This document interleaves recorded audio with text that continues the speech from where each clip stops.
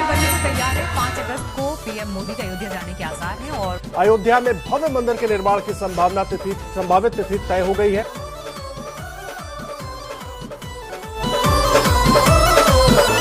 अवध में दर्शन पाना है, राम मंदिर बनवाना है। अवध में दर्शन पाना है, राम मंदिर बनवाना है। मुकुट बनाना है, लाल मोती जड़वाना है।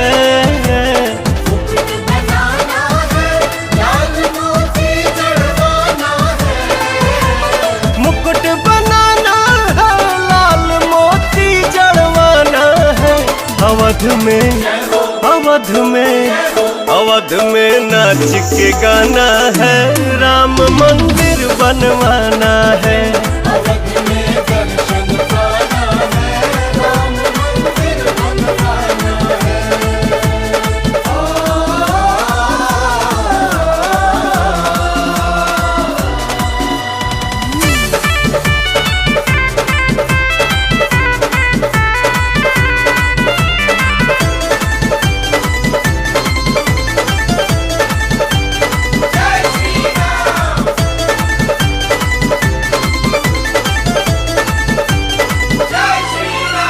राम राज्य का सारा सुख कलयुग में लाना है।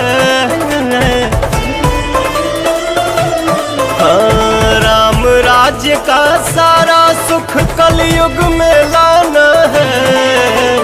हिंद के कोना कोना में भगवा लहराना है। अवध में कीर्तन गाना है, राम मंदिर बनवाना है।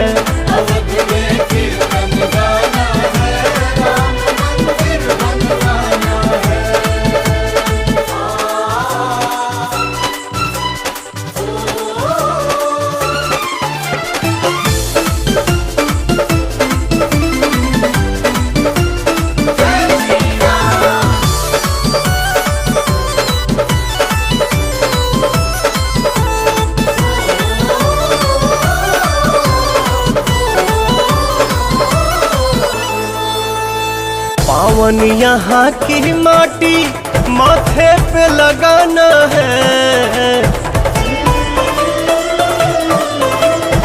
पावन यहाँ की माटी माथे पे लगाना है।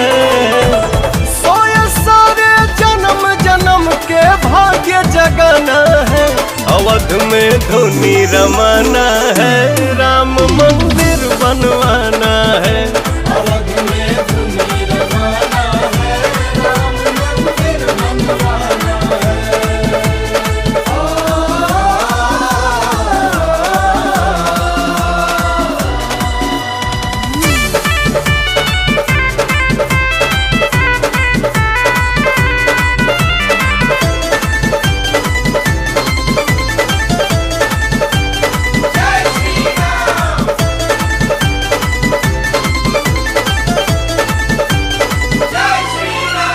राम लखन संग सिया दुलारी देख जुड़ाना है। राम लखन संग सिया दुलारी देख जुड़ाना है। बैठ के हनुमत जैसे चरण में चंवर डुलाना है। अवध में अलख जगाना है, राम मंदिर बनवाना है।